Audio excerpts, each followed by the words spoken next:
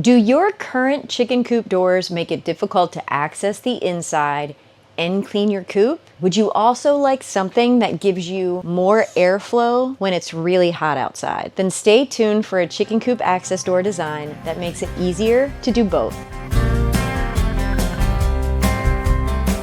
Hey y'all, I'm Renee and welcome to Tater Town. If you haven't seen my video on my coop and run design, I highly recommend checking it out for some ideas that will make it easier and less time consuming to maintain your flock. One of those things I talk about is the coop access door, or multiple doors in this case.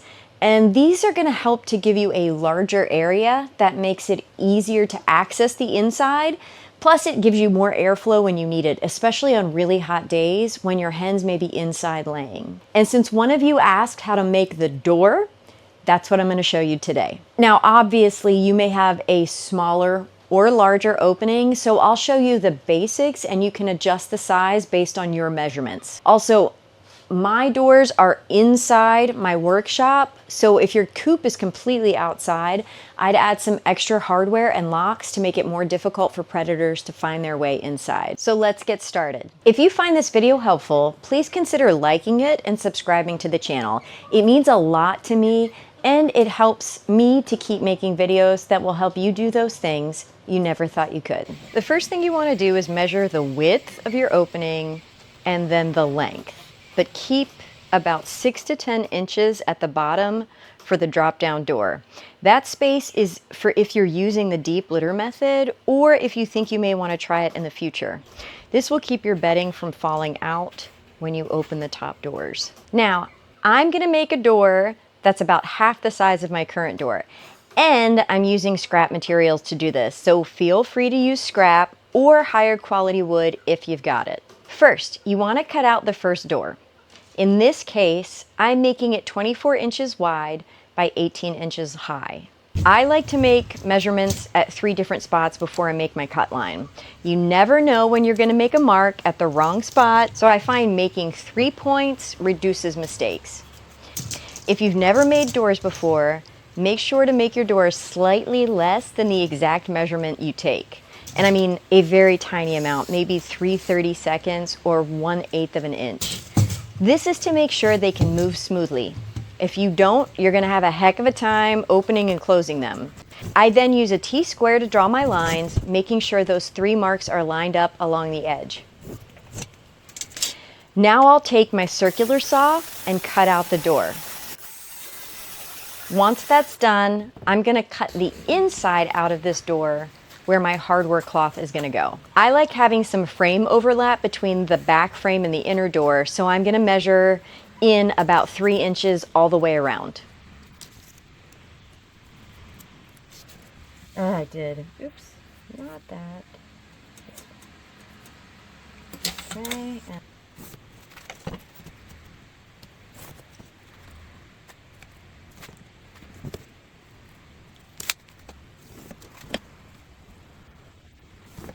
I'm going to use my circular saw again to cut out the inner part, and I'll do this by positioning my blade maybe a quarter of the way in from where my lines intersect, and I'll keep the front of the saw is lined up with the cut guide and the rear of the blade up and off the wood but lined up with the cut line.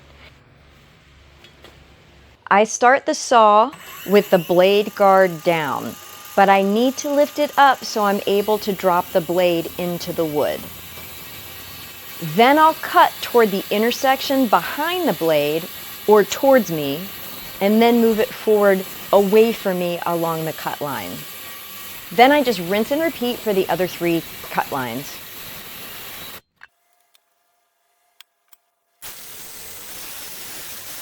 When I've made all 4 cuts, I take a small hacksaw to smooth out the corners. Now that I have the inner door frame made, I need to make an outer frame so I have somewhere to sandwich my hardware cloth.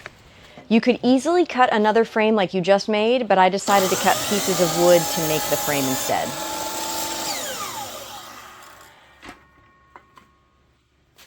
And yes, my coop doors have mitered joints, but I much prefer the look of butt joints, so I'll probably end up redoing my current door frames in the future. Now it's time to cut the hardware cloth. Again, my current doors have 1/2 inch hardware cloth, but you may want to go with 1/4 inch if security is a factor. I'm going to cut enough to be somewhere in the middle of the outer frame and the open space. So that'll be about 21 inches by 15 inches. Oh yeah, wear gloves when working with this stuff because it will cut you up.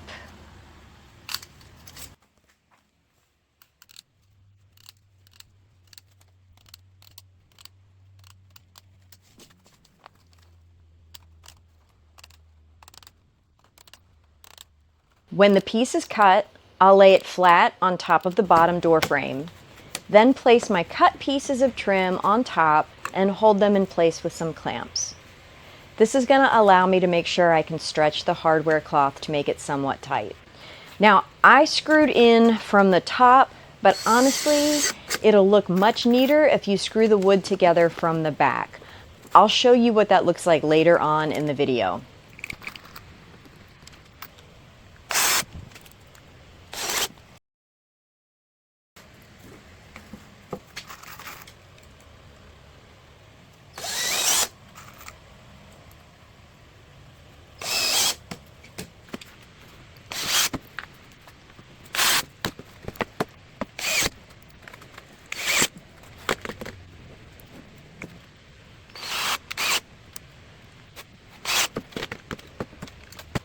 The next thing I'm going to make is the smaller inner door.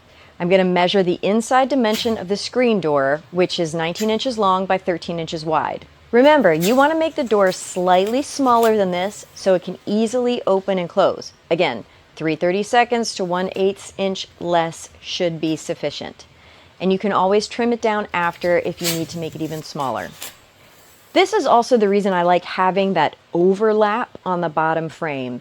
It ensures I have a nice barrier in case the inner door is a little bit smaller than expected. It also means I'm using more materials, but I'm more concerned with security in this design than I am having to use extra material. After I get my measurements, I'll mark them on the wood and make my cuts. I now have my inner door, and I just need to add trim to it, as well as an extra layer of trim on the larger door so I have a place to add hinges.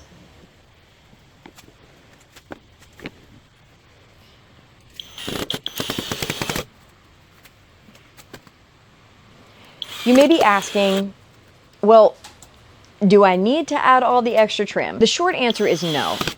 The longer answer is, if you're using thicker and better quality wood, you may not need to as long as you have the appropriate sized hardware, especially the screws. You want to make it sturdy, so it may be best to build it up and use heavier duty screws to attach everything instead of using smaller screws. Also, I think the trim adds to the overall look of the doors. As I lay the inner door into the outer door, you can see how much nicer the inner door looks with no screws visible on the front. Again, you can do this by screwing the screws into the back side instead of the front. Now I'm going to add hinges to the smaller door.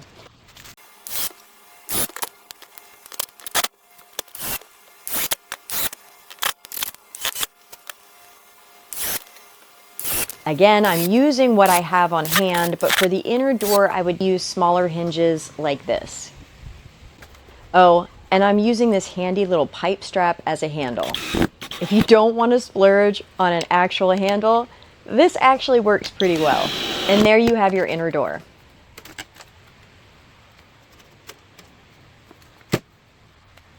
Now all you need is another set of hinges to attach the outer door to your Coop frame. The last item you want to attach is a lockable chest or cabinet latch. Something like this where you could add a small lock or carabiner to make it even more of a challenge for predators to open up the doors. I think the saying is, if a toddler can open it, then a raccoon can too. Lastly, the bottom door. It's just a single solid piece of wood with your trim pieces attached. Then add your hinges to the bottom. The important part here is to attach a piece of wood to the inside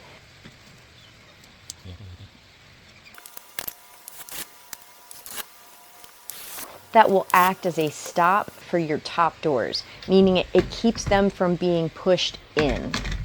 You can finish this off by adding a barrel bolt or whatever you may prefer to use.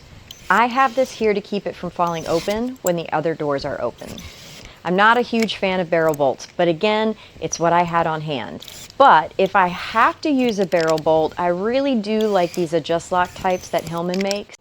One of the reasons I don't like barrel bolts is if the frame shifts the tiniest little bit, then it's a total pain to get it opened and closed. This particular type of barrel bolt has an expanded opening, and the tip of the barrel is also angled. And that way, even if the frame has shifted a little bit, you can still close it more easily than if you had one that has to be lined up perfectly. Finally, you'll need to add some hardware to keep your top doors closed. I'm simply using wood blocks with a single screw so I can turn them to open and close the doors. And I have one on the bottom and top. But again, this is not very secure, especially if your doors are outside. In this case, I'd get a barrel bolt or hasp latches or even a gate latch and attach one at the center in between the two top doors. Again, get something that is lockable, meaning there's a place to put a padlock or carabiner for added security. I'll post some hardware options in the description below if you're not sure what to buy. And that's it. I hope this video has given you some good ideas for new coop doors if you need them. And be sure to let me know how it goes for you or if you have any questions. And thanks for joining me here on Tater Town. And don't forget to hit that like button and subscribe so you can see more videos that will help you do those things you never thought you could.